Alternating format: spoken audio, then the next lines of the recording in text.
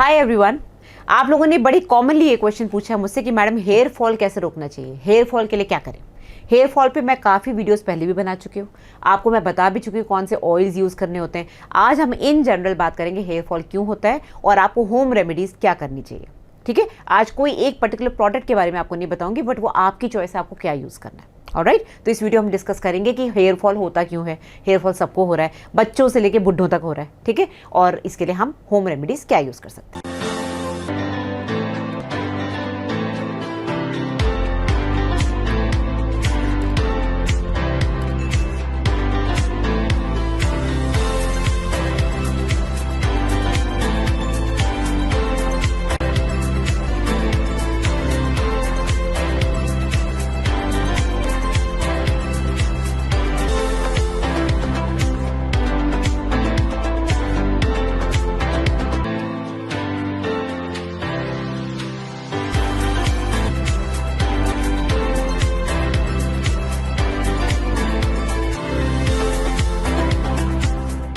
सबसे पहले जो हमको पता है वो है स्ट्रेस। स्ट्रेस बच्चों से लेके बड़ों तक को है, राइट। स्ट्रेस बच्चों को स्कूल का है, हम बड़ों को स्ट्रेस है पैसा कमाने का, पर्सनल प्रॉब्लम्स हैं, प्रोफेशनल प्रॉब्लम्स हैं, बहुत सारे स्ट्रेस हैं। बच्चे बड़े हो रहे हैं, उनका स्ट्रेस है, ओल्ड पीपल का ध्यान रखना है। तो हमारी जो एज ग्रुप है हमको सबसे ज़्यादा स्ट्रेस है, और जो ओल्ड हैं उनको अपने स्ट्रेसेस हैं। तो स्ट्रेस की वजह से आपके सारे हार्मोन्स गड़बड़ाते हैं, जो गुड हार्मोन्स है वो कम हो जाते हैं, बैड हार्मोन्स बाहर आ जाते हैं। सेकेंड चीज़, आजकल का एनवायरनमेंट, पोल्यूशन को हम रोक नहीं पा रहे हैं क्योंकि फास्ट, बहुत ही रैपिडली ग्रोइंग पॉपुलेशन है हमारी इंडिया की। And not just India, even बाहर भी पोल्यूशन काफ़ी है। बट इंडिया की बात करें तो हमारा पॉपुलेशन बहुत ज़्यादा है, पोल्यूशन कंट्रोल प्रॉपर नहीं है, प्रॉपर आपको खाने को नहीं मिलता है। अगेन स्ट्रेस, आप भाग रहे, हरी भरी करी लाइफ है, तो स्ट्रेस की वजह से सारी चीज़ें गड़बड़ हो रही हैं। पानी की क्वालिटी पुअर हो गई है। तो स्ट्रेस एक बहुत इंपॉर्टेंट फैक्टर है बच्चों से लेके बड़ों तक।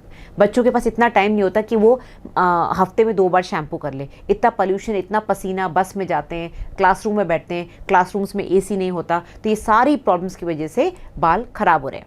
डैंड्रफ आ रहा है, बाल में ऑयल आ जाता है, उसको धोते नहीं हैं। कोई अगर एक्सरसाइज करता है, बहुत ज़्यादा विगरस एक्सरसाइज करते हैं, जैसे आजकल बहुत गर्मी है, एक्सरसाइज करते इतना पसीना आता है, तो आपको ऑलमोस्ट डेली वॉश करना पड़ता है। वॉश करने के लिए जो शैम्पूज़ यूज़ करते हैं, जो पानी यूज़ करते हैं, वो गड़बड़ करता है। मैं खुद इस एज में अपने बालों का बहुत ध्यान रखती हूँ। जब मैं ध्यान रखना छोड़ती हूँ मेरे बाल गिरने शुरू हो जाते हैं। ठीक है, तो ये बहुत इंपॉर्टेंट है कि आप अपने बालों का, आपको क्या सूट करता है वो चीज़ ध्यान रखें। तो स्ट्रेस कम रखना है, टाइम से बाल धोने हैं, चाहे रात के 12 बज जाएं या सुबह के 6 बजे उठना पड़े, टाइम से बाल धो। ऑयलिंग बहुत ज़रूरी है, ऑयल की कमी है, ड्राइनेस बहुत ज़्यादा है, बाल इतने ड्राई हो जाते हैं। देन थर्ड फैक्टर क्या आता है apart from stress and not washing hair properly, third factor आता है नॉट ईटिंग प्रॉपरली। आपकी डाइट में कमी हो रही है प्रोटीन की। प्रोटीन जो वेजिटेरियंस हैं उनके लिए थोड़ा दिक्कत है। प्रोटीन में वेजिटेरियंस के लिए सोया में होता है या फिर दाल में होता है, बहुत रिच सोर्स नहीं होता है। नॉन वेजिटेरियंस के लिए फ़िश है, एग्स हैं, चिकन है, काफ़ी सारा ऑप्शन रहता है प्रोटीन का। तो प्रोटीन का आपको पता है जो हेयर है वो बेसिकली प्रोटीन से ही बना है। तो अगर आप प्रोटीन डाइट नहीं लेंगे तो आपका डेफिनेटली हेयर फॉल होगा। बट प्रोटीन को डाइजेस्ट करने के लिए कार्बोहाइड्रेट्स और फैट भी चाहिए। प्रोटीन लेने के बाद आप देखना कितनी फुलनेस आती है पेट में, वो डाइजेस्ट ही नहीं होता। तो आपको एक बैलेंस डाइट चाहिए, आपको एक बैलेंस्ड स्लीप चाहिए, कम से कम दिन में 6 से 7 घंटे। कभी स्ट्रेस आ गया, काम आ गया, 4-5 घंटे सोए, कोई बात नहीं, उसको रिकवर करो। वो स्ट्रेस कुछ दिनों के लिए रखो, उसके बाद उसको रिकवर करो। ठीक है, बहुत ज़रूरी है। फिर आते हैं कुछ ऐसी बीमारियां जिसमें एक्चुअली हेयर फॉल होता है। जैसे फॉर एग्जांपल लोकल स्कैल्प में इन्फेक्शन हो गया। जैसे मेरी मदर है, उनको लोकल स्कैल्प में इन्फेक्शन हुआ था आज से 10 साल पहले। धीरे धीरे उनके बाल बहुत कम हो गए। उनको इन्फेक्शन हुआ जिसका कि हमने होम्योपैथिक, एलोपैथिक, आयुर्वेदिक सब ट्रीटमेंट कराया, बट समहाउ वो इन्फेक्शन नहीं ठीक हुआ। कुछ उनकी भी लापरवाही है, उन्होंने टाइम से बताया नहीं, दाने निकलते गए, तो जो हेयर फॉलिकल्स होते हैं जहाँ से बाल ग्रो करता है वो पूरे डैमेज हो गए। ठीक है, तो अगर लोकल इन्फेक्शन है प्लीज़ उसको विगरसली ट्रीट कराइए। कोई भी आपको ट्रीटमेंट पसंद आ रहा है, एलोपैथिक, होम्योपैथिक, आयुर्वेदिक, आप उसको लीजिए, कंबाइन भी ले सकते हैं। सेकेंड इन्फेक्शन होता है जो आपकी बॉडी में कहीं इन्फेक्शन हुआ है। जैसे फॉर एग्जांपल आप बहुत बीमार हो गए, आपको किडनी प्रॉब्लम हो गई, आपको लिवर प्रॉब्लम हो गई, आपके एंजाइम्स, आपका मेटाबॉलिज्म सारा पुअर हो गया, आपका न्यूट्रिशन पुअर होगा, आपका वेट लॉस हो गया, तो ऐसे केस में बालों पे इफेक्ट आता है। बाल कितने ड्राई हो जाते हैं। आपने देखा होगा प्रेगनेंसी में बाल कितने सुंदर हो जाते हैं, बालों का जो लस्टर है, जो शाइन है, वो कितना अच्छा हो जाता है, क्योंकि उस समय आपके अंदर इतने हार्मोन्स हैं, ईस्ट्रोजन प्रोजेस्टेरोन इतना हाई होता है, स्किन भी ग्लो करती है, बाल भी ग्लो करते हैं। डिलीवरी के बाद ये सब खत्म हो जाता है, क्योंकि प्रोजेस्टेरोन ईस्ट्रोजन सडनली बहुत कम हो जाता है। तो जैसे आप पहली दिखती थी उससे भी वर्स दिखने लगती हैं। प्रेगनेंसी में आप सुंदर दिखती हैं, और जब डिलीवरी हो जाती है तो आप एकदम ड्राई हो जाती हैं, आपके बाल झड़ने शुरू हो जाते हैं, आपकी स्किन में चेंजेस हो जाते हैं, आपके रिंकल्स आ जाते हैं। धीरे धीरे आप खा पी के उसको वापस ठीक करते हैं, वापस आपके हार्मोन्स बैलेंस में आते हैं और ये सब ठीक होने लगता है। ठीक है, तो न्यूट्रिशन हो गया, स्ट्रेस हो गया, या फिर कोई ऐसी बीमारी हो गई जो लोकल बालों की इन्फेक्शन की वजह, मतलब स्कैल्प इन्फेक्शन है, या फिर आपकी बॉडी में कोई ऐसी बीमारी है जिसकी वजह से आपको हेयर फॉल हो रहा है। Thyroid disease for example, thyroid में बहुत ज़्यादा हेयर फॉल होता है अगर आप ध्यान ना रखें। इसी तरह से high sugar, diabetes, any disease जो कि क्रॉनिक डिजीज़ है, उससे बालों में फ़र्क पड़ता है।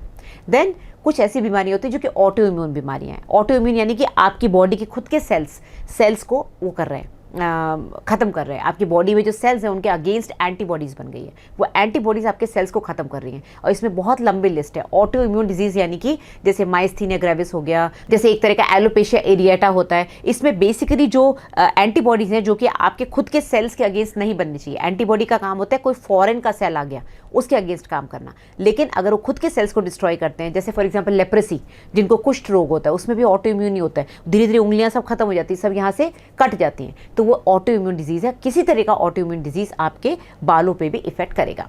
फिर आते हैं कैंसर पेशेंट्स। कैंसर पेशेंट्स में डेफिनेटली इतना ज़्यादा उनका वेट लॉस हो जाता है, इतना ज़्यादा अंदर बॉडी में कैंसर सेल्स बढ़ जाते हैं कि उनका हेयर लॉस होता है। साथ में अगर वो कीमोथेरेपी ले रहे हैं, रेडियोथेरेपी ले रहे हैं, तो उससे भी बालों में इफेक्ट आता है। कुछ ऐसी दवाइयाँ होती हैं जिनकी वजह से हेयर फॉल होता है, फॉर एग्जांपल एंटी डिप्रेसेंट्स। अब आपने देखा होगा जो लोग डिप्रेशन की दवाइयाँ लेते हैं, जिनको डेफिनेटली साइकोलॉजिकल प्रॉब्लम है, उनके पीरियड्स भी गड़बड़ होते हैं लेडीज़ के, और उनका हेयर फॉल भी शुरू हो जाता है, वेट गेन भी शुरू हो जाता है, बिकॉज उनके सारे हार्मोन्स गड़बड़ा गए और जो अच्छे गुड हार्मोन्स है वो सारे नीचे चले गए। तो एंटी डिप्रेशन दवाइयाँ ऐसी हैं जिनसे कि हेयर फॉल हो सकता है। साथ में कीमोथेरेपी, साथ में रेडियोथेरेपी। फिर हम उन पेशेंट्स की बात करें जिनको कोई रिप्लेसमेंट हुआ है, फॉर एग्जांपल रीनल ट्रांसप्लांट हुआ है, फॉर एग्जांपल उनकी किडनी, किसी और की किडनी उनकी बॉडी में लगाई गई है, तो वो ज़िंदगी भर एक इम्यूनोसप्रेसेंट ड्रग पे रहते हैं। इम्यूनोसप्रेसेंट यानी कि उनकी इम्यूनिटी को वो कम करती है, जिससे कि वो रिजेक्शन ना करे, आपकी उनकी बॉडी के अंदर एंटीबॉडीज़ ना बने, तो जो फॉरेन ऑर्गन हमने लगाए हैं, किडनी लगाई है या कुछ और ट्रांसप्लांट किया, उसको रिजेक्ट ना करे, तो वो दवाइयाँ भी हेयर फॉल करवाती हैं। हार्मोनल चेंजेस हमने डिस्कस कर ही लिए। फीमेल्स में सबसे ज़्यादा हार्मोनल चेंजेस होते हैं। मेल्स लकी होते हैं, उनमें इतने ज़्यादा हार्मोनल चेंजेस नहीं होते, ना उनको कोई मिनार्के होता है, यानी कि पीरियड आते हैं फिर बंद हो जाते हैं, ना उनको मीनोपॉज होता है, तो 70-80 तक उनका करीब करीब सेम ही चलता है। बट येस, 50 के बाद थोड़े बहुत चेंजेस आने शुरू होते हैं मेल्स के अंदर भी, क्योंकि उनका टेस्टोस्टेरोन लेवल कम होता है। एक चीज़ आप ध्यान रखें, ये जो हेयर होता है चाहे मेल में चाहे फीमेल में, वो ईस्ट्रोजन की वजह से अच्छा रहता है, लस्टर होता है, उसके अंदर शाइन रहता है, बट ये ग्रो करता है टेस्टोस्टेरोन की वजह से। तो अगर किसी लेडी में टेस्टोस्टेरोन की कमी है तो उसमें बाल ग्रो नहीं करते हैं। और सिर्फ यही वाले नहीं, बाकी भी बॉडी में जहाँ भी हेयर है वो सारा टेस्टोस्टेरोन की वजह से होता है। टेस्टोस्टेरोन कन्वर्ट होता है एक और हार्मोन में जिसको DHT बोलते हैं।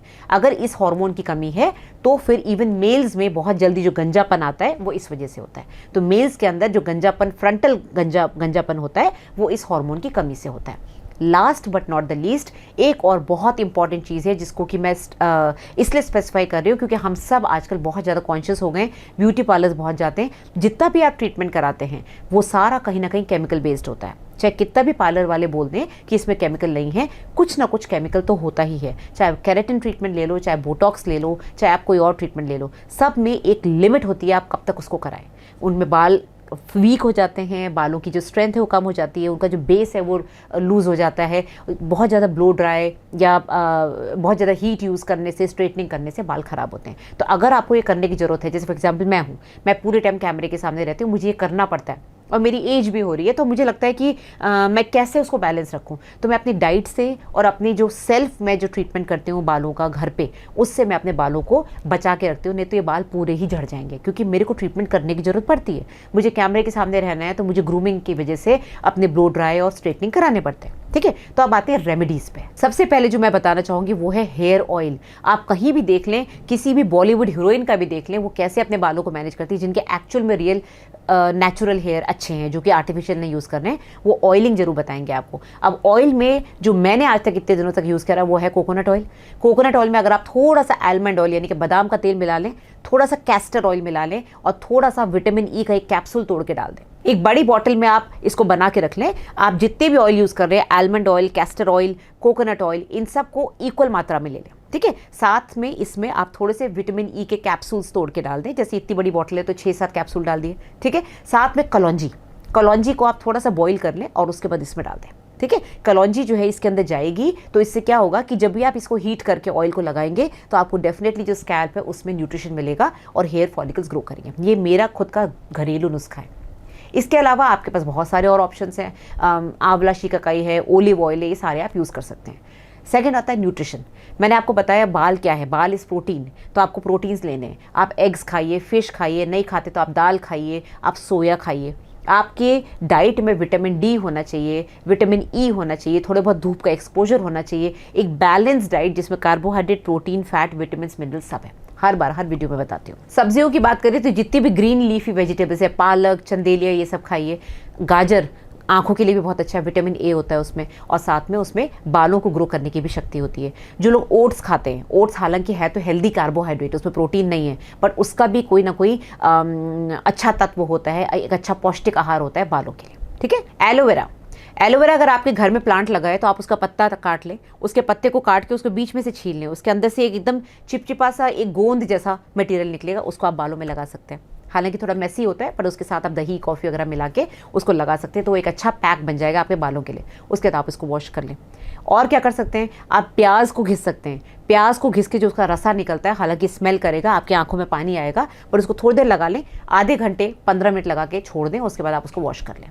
चाहे धुले हुए बालों में कर लें, धुले हुए बालों में करोगे तो फिर आप सिर्फ पानी से रिंस करोगे तो स्मेल आती रहेगी अनियंस की, तो इट इज़ बेटर कि आप ऑयल के साथ इसको मिक्स कर लें, लगा लें और फिर उसका शैम्पू कर लें, ठीक है। चाहे ओवरनाइट छोड़ दें, ओवरनाइट आप प्याज तो नहीं छोड़ पाएंगे, ओवरनाइट आप ऑयल को छोड़ दें और सुबह धोने से 1 घंटे पहले आप वो प्याज लगा लें, उसके बाद आप धो लें। ये कुछ नेचुरल घरेलू तरीके हैं जो कि मैं इतने सालों से यूज़ करती आ रही हूँ। बचपन से मैं जब टीनेजर थी तब से मुझे बड़ा शौक था अपनी स्किन और हेयर का केयर करने का, तब से हम करते आ रहे हैं। तब बालों की कलरिंग इतनी नहीं होती तो हम मेहंदी लगाते थे। मेहंदी से फ़ायदा ये होता था कि उसमें कंडीशनिंग हो जाती थी। मेहंदी में कॉफ़ी, चाय और रीटा शिकाकाई और क्या डालते थे, दही डालते थे, तो इन सब से आपकी कंडीशनिंग हो जाती है बालों की। तो प्लीज़ बालों का ध्यान रखें, शैम्पू वो यूज़ करें जिसमें सल्फेट, पैराबेन ना हो। और येस, अगर आप मेडिसिन की बात करें तो 2 मेडिसिन मैं हर बार बताती हूँ। एक तो बायोटिन टैबलेट, बायोटिन टैबलेट आपको कहीं भी मिल जाएगी, आप कहीं भी जाइए मल्टीविटामिन में, या तो प्लेन बायोटिन ले लो या कॉम्बिनेशन में ले लो, वो ले सकते हैं। और दूसरी चीज़ है मिनॉक्सिडिल।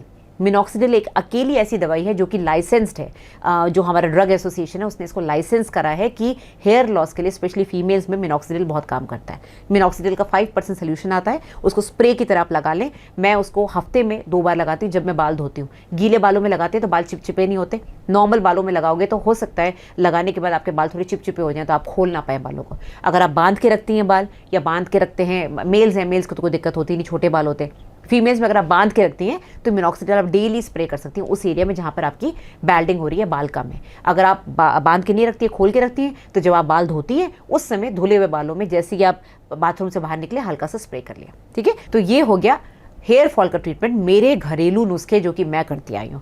अगर आपको ये वीडियो पसंद आया हो तो लाइक एंड शेयर जरूर करिएगा और सब्सक्राइब करना मत भूलिएगा। मेरे को मेरे सोशल मीडिया प्लेटफॉर्म्स पे फॉलो करिए, और अगर मेरे से आपको पर्सनल कंसल्टेशन चाहिए तो इस नंबर पे व्हाट्सएप करिए, आपको वीडियो कॉल या वॉइस कॉल मिलेगा, या फिर आप मेरी वेबसाइट पर जाके पेमेंट करके कंसल्टेशन बुक करा सकते हैं। Thank you very much.